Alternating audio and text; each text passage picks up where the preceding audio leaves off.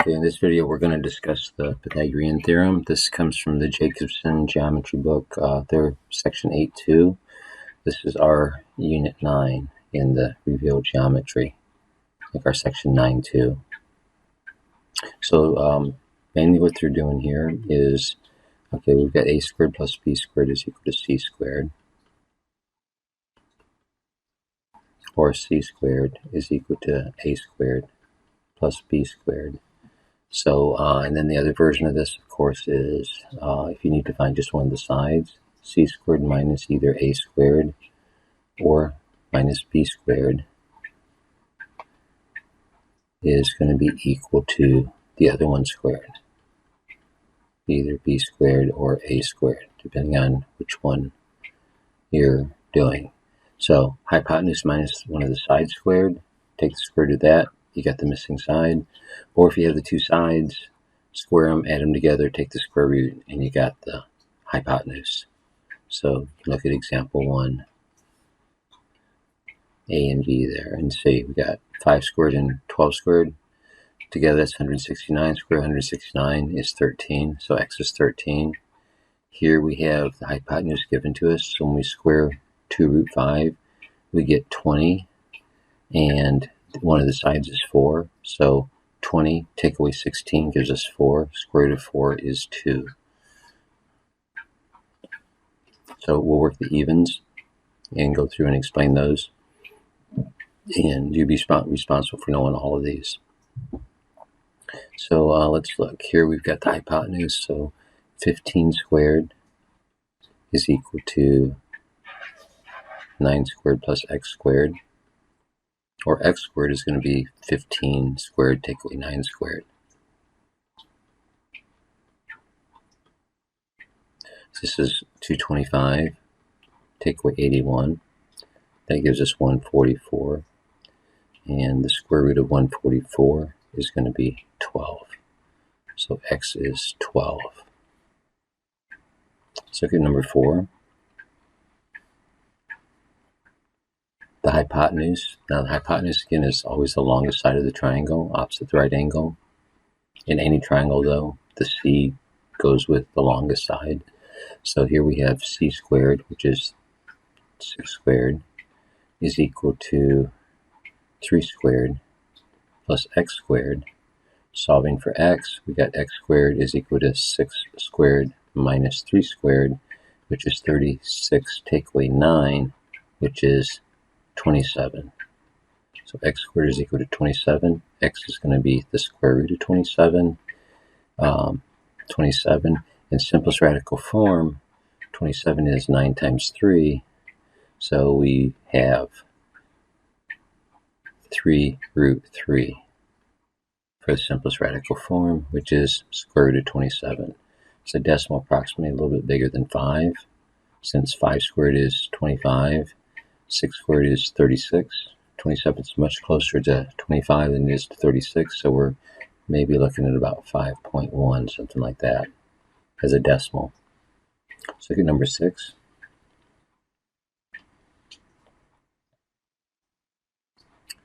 So we'll use c squared minus a squared equals b squared for this one. So I'm kind of jumping in here at the second step. So c squared is 2 squared. Take away the side that they give us squared, 1 squared, and that's going to be equal to the side that they didn't give us squared. So we have 4 take away 1, which is 3, and that's equal to x squared. So x is going to be the square root of 3. Now this is a 30, 60, 90 triangle. And we'll be talking about those in a unit or in a next section about some special properties of these 30, 60, 90s. Let's look at number 8. Again, so we had root 3 for the answer for that one. Okay, let's look at number 8. Hypotenuse is given to us along the side. So 12 squared minus 8 squared is equal to x squared. 144, take away 64 is equal to 80, and that's equal to x squared. So x is going to be the square root of 80. Now we can look at 80 as 16 times 5, and the square root of 16 is 4, and we can't simplify the square root of 5. So we've got square root of 80, which is a little bit less than 9, because 9 times 9 is 81. So I would my guess like 8.9 is a approximate decimal. 4 root 5 is the exact simplest radical form answer, as is square root of 80. The simplest radical form is the preferred answer if you can see how to get to it. Let's look on the next side. Continue to do the evens. So here they're giving us some different polygons and some information, and basically we're looking for the triangles that are involved, the right triangles that are involved, and using the Pythagorean theorem where possible. So let's see what they're doing here. So here we got a rectangle. They want us to find x. We know that since it's a rectangle that we have a right angle there. So this is going to be a 9 squared plus 6 squared is equal to x squared. 9 squared is 81. 6 squared is 36. Together that's 117, which simplifies to 3 times the square root of 13. So 9 times 13 made 117, and we did the square root of that, and we got the 3 radical 13. Over here in this isosceles triangle, the altitude is perpendicular to the base at the midpoint, which means that's a 5. So here we have a 5 and a 13. This must be a 12, because this is a Pythagorean triple. 5, 12, 13. That's one way of knowing that this is a 12. Otherwise, we have to do 169 minus 25, and when we do that, we get 144, and the square root of 144 is 12. Here we have a rhombus given to us.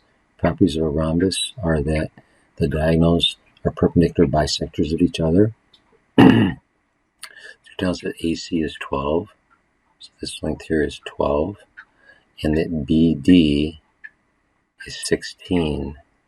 So we know that since these bisectors, since they're bisectors of each other, B to this midpoint is going to be half of 16, or 8, and A to this midpoint is going to be half of 12, which is going to be 6.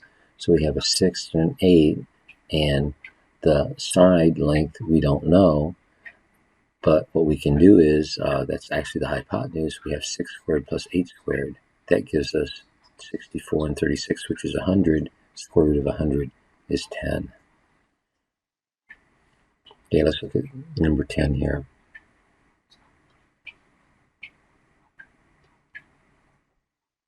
So here we have an isosceles triangle. They're telling us it's isosceles because of the two x's.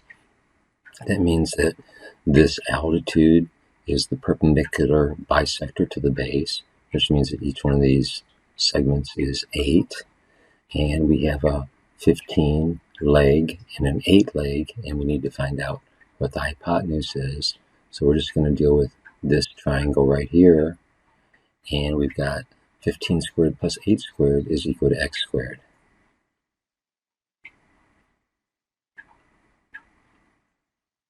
So 15 squared is 225, 8 squared is 64, that gives us 289, and that's x squared.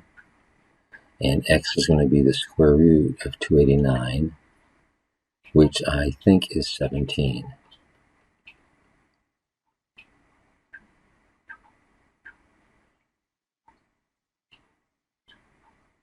So x is 17. Let's look at the next one here. Now number 12. Here we have another isosceles triangle. X is the altitude this time. Now this distance is 2 root 3, but again, because this is an isosceles triangle, this altitude is a perpendicular bisector to the base, which means that each one of these segments is half of 2 root 3 or just root 3. So we have a root 3 x 2 root 3 triangle to solve. And we need to find the x. So c squared minus a squared equals x squared. C squared, which is 2 root 3 squared, minus one of the sides squared, which is root 3 squared, equals x squared. That's the math that we need to do. Now when we square a square root, the number out in front gets squared. That's going to give us a 4, and what's inside the square root, this becomes root 9, which is a 3. So we end up with a 4 times 3 out of that part. And then root 3 times root 3 is root 9, and square root of root 9 is, well, root 9 is 3, and that's equal to x squared. So we have 12 take away 3 is equal to x squared. 9 equals x squared. X is going to be 3 for number 12. Let's look at 14.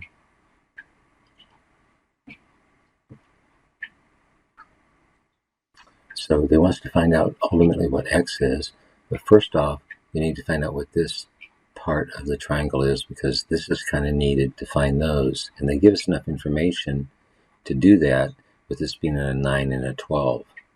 Now 3 times 3 makes 9. 3 times 4 makes 12.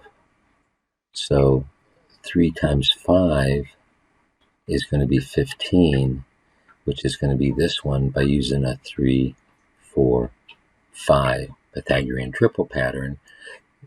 Or if I didn't see that, we could do 9 squared plus 12 squared. 12 squared is 144. 9 squared is 81. That gives us 225. So we got 144 plus 81 is 225. And the square root of 225 is 15. So we can find out that 15 is this side. So on this triangle, we have 15 for this side now for one of the legs, and we got a 5. So x is going to be 15 squared plus 5 squared, and take the square root of that. We change colors over. So we got 15 squared, which is 225, plus 5 squared, which is 25, and that's going to be equal to x squared. This is 250 is equal to x squared. So x is going to be the square root of 250. We could simplify that. 25 times 10 makes 250, and the square root of 25 is 5. So we end up with 5 root 10 for that one. So square root of 250, or that's simple in simplest radical form, 25 times 10 is 250, and we can do the square root of 25 as a 5, and root 10 is left over inside the radical. So this was a two-part one. We had to find this side and then use that to find the other one. See what's going on with number 16. They want us to find x here, which is this side. They give us a 6, but we don't know what this side is, but we can get this side from this triangle here. Now this is a 15, 17. This is also, I think, a Pythagorean triple. I can't remember what it is right now, but we can find this side length by doing the hypotenuse squared minus the side that they give us squared. So 17 times 17 is 289. 15 squared is 225. So we're going to do c squared minus a squared equals b squared. This is going to be our b for this one.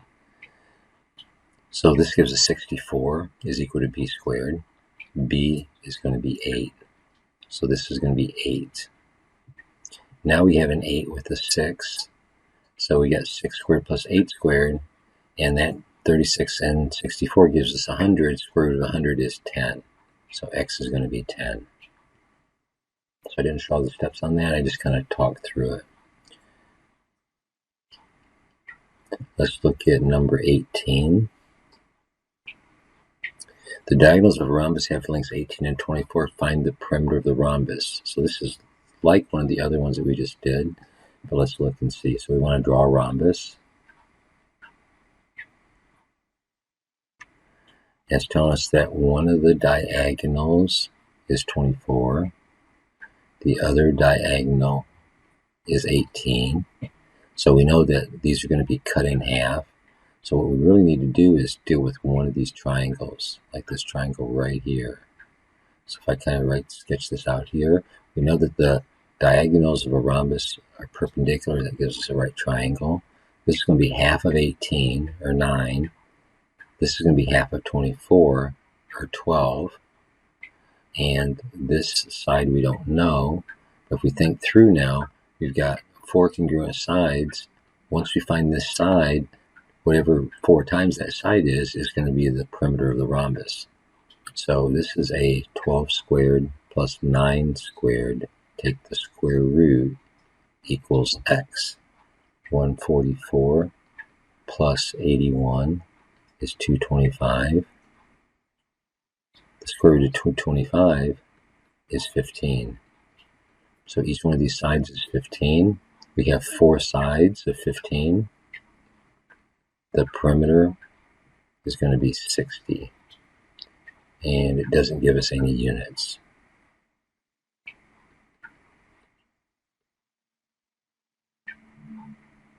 So the perimeter is 60 units. Let's look at number 20. The perimeter of a rhombus is 100, and one diagonal is 48. Find the length of the other. So let's see what's up with this one. So I want to sketch a rhombus again and label it with what they give us. So again, we're going to be talking about the diagonals.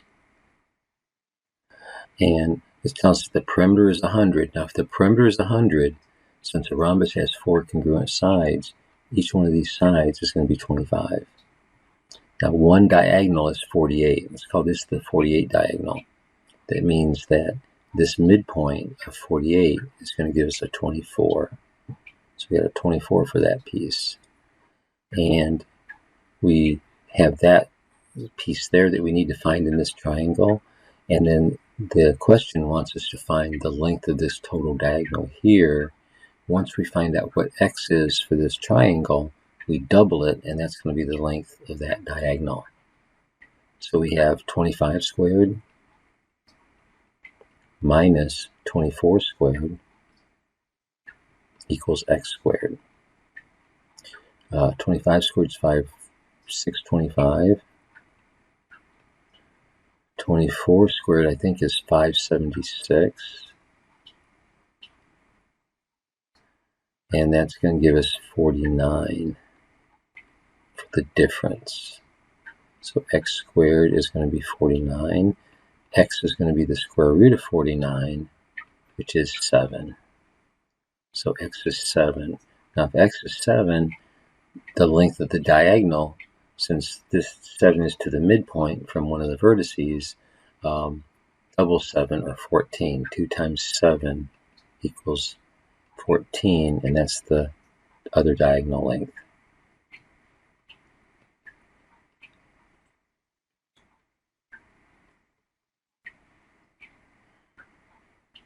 Okay, let's look at number 22, this last one, last even one on this page. Let's see what we got. So AB is 12. We need to label on the diagram. AD is 8. And it wants us to find DB. Now, this is a right triangle. It doesn't look like it, but it's, it is a right triangle. And this is a leg, and this is a leg. So this DB length, DB squared, is going to be, the square root is going to be basically 12 squared plus 8 squared. 144 plus 64 is 208. So dB is going to be the square root of 208.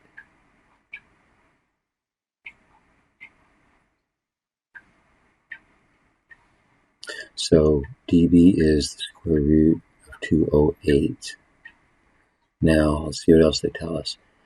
And if HD is 9, then HB, which is this length here, is what? So now we have here is square root of 208 for one side and 9 for the other side, and a squared plus b squared equals c squared, which is HB. Now here's a reason to not simplify a square root too soon, because we're going to use this again when we square the root 208. We're just going to get 208. So I'll do that down on this part of the page here. We've got 9 squared plus square root of 208 squared equals this HB squared. This is 81 plus 208 equals HB squared. So HB is going to be the square root of 289, which is 17. So HB, the length of HB is going to be 17. So one they want us to find was root 208. The other one is 17. Now, if we do the decimal approximation for 208, we could do something like 15 times 15 is 225. 14 times 14 is 196. This is kind of in between, so maybe guess about 14 and a half, something like that would be a good enough estimation.